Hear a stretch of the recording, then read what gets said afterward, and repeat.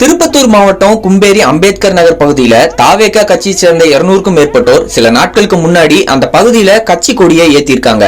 இதையடுத்து அங்க வந்த வட்டாட்சியர் இந்த இடம் அரசுக்கு சொந்தமான இடம் அப்படிங்கறதால கொடி கம்பத்தை அகற்றணும் அப்படின்னு சொல்லியிருக்காங்க. இதனால ஆத்திரமடைஞ்ச தாவேகாவினர் அங்க வந்த அதிகாரிகள் கிட்ட வாக்குவாதத்துல ஈடுபட்டு இருக்காங்க.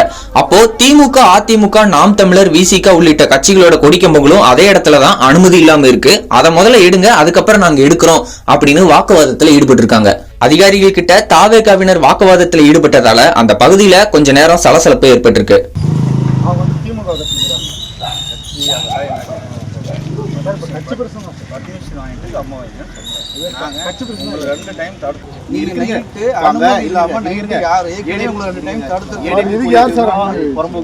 டிஎம்கே கொடி, அந்த தேமுதிக, நாம் தமிழர் எல்லாமே இப்போ வந்து கொடி வைக்கிறதுனால எங்கள் வீட்டெல்லாம் பிரிச்சு நம்ம சண்டெல்லாம் உடச்சு தள்ளுறாங்க. எங்களுக்கு சொல்லியிருக்க முடியல. நைட்டெல்லாம் குடிச்சிட்டு வந்து நான் பேசலாமா? எல்லா கொடிங்கம்மா இருக்கு, ப்ராக்டிக்கலாக சொல்கிறேன், எல்லா கொடிங்கம்மா இருக்கு, எல்லாத்தையுமே எடுத்துருங்க, நாங்களும் எடுத்துறோம். நாங்கள் எடுக்க முடியாது, நீங்கள் எடுங்க ஐயா.